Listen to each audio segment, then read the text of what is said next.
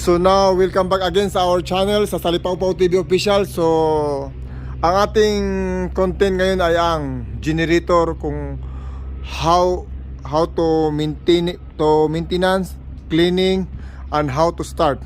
So now, open the door, the front door. Then, check here the battery. Check that one. Open all.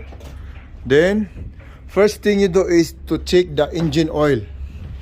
From here. Open here. Then, map open. Okay. Then, check the engine oil. This one. The engine stick gauge. That one. The stick gauge. The oil stick gauge. So, pull out. Then, check if the oil is enough. And that is, I think this is very black, need to change oil. So this one, see the oil is black. So that this the time we need to change oil the engine.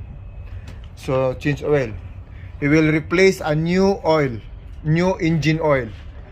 So when we change oil, this one, engineer Mersa, when we change oil, today or tomorrow?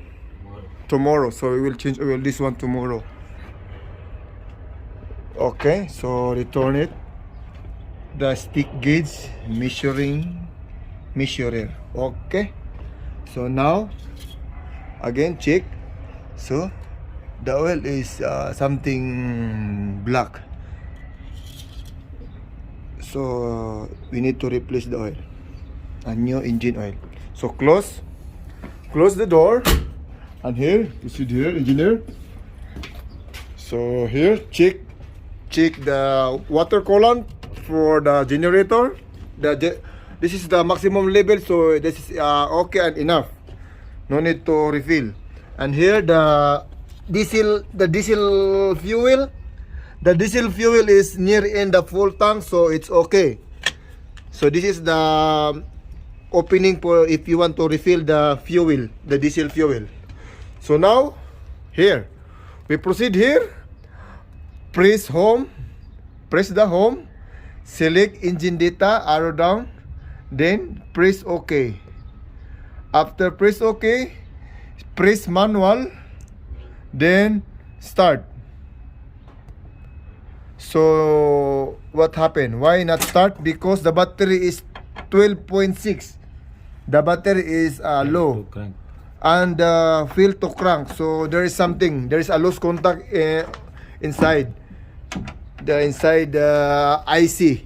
That one, we need only to press a little something to make like this. See, this is the connection of wiring from line 1, line 2, and line 3. So now stop, manual, then start. So now it's okay. So we need to accelerator.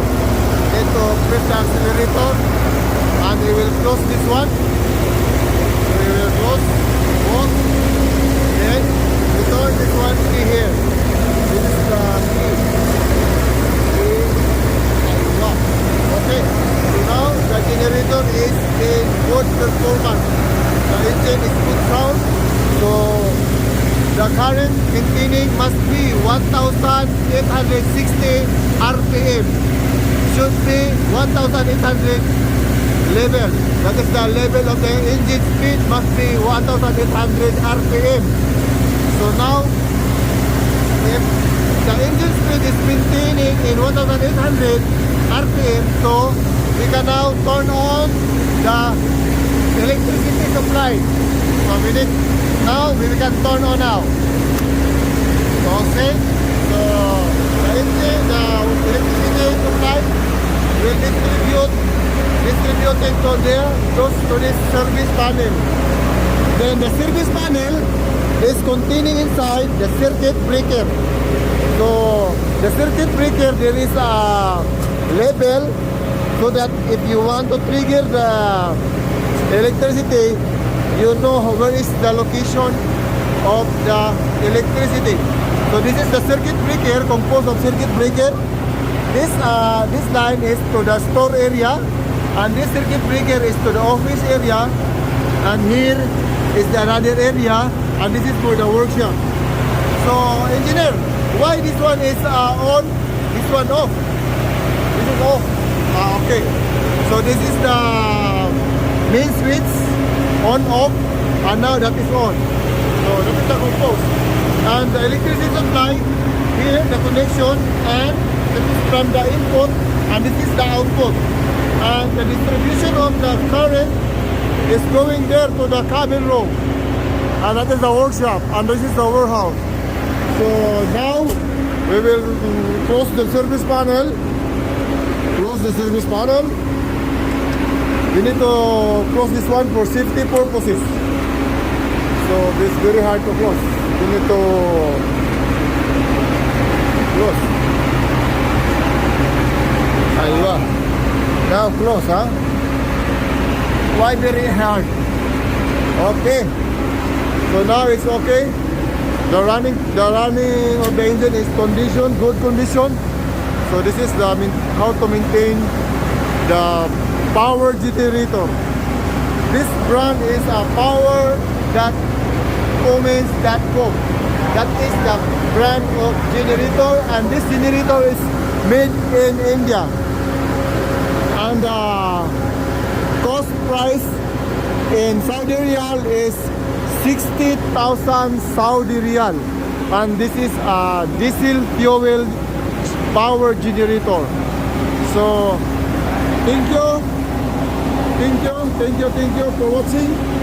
Thank you for watching my channel sa Salipopo TV official, and please don't forget to like and subscribe and comment down below. And bye bye. God bless to all mga kaibigan. Bye bye.